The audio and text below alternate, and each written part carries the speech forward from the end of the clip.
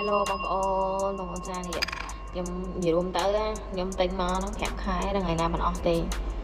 ចំណុះច្រើនមែនតើអ្នកនេះនេះមើលថ្ងៃនេះខ្ញុំប្រើនេះគឺពណ៌ Candy Rose ហ្នឹងអ្នកនេះគឺដាក់ចូលមកគឺថាចូលមុខអស់មកនេះដាក់រៀងដិតដល់នេះ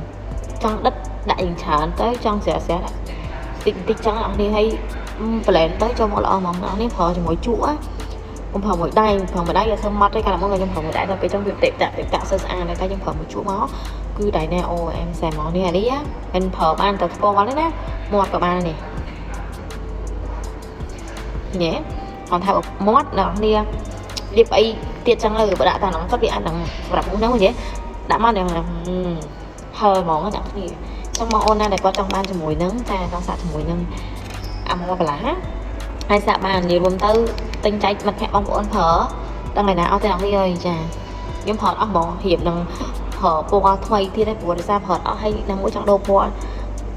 យកពណ៌ពីឈីអញ្ចឹងណាចឹងបងអូនណាដែលគាត់ចង់សាកជាមួយនឹងអាមកបន្លានេះតែការកំងបានបងអូនចាអរគុណ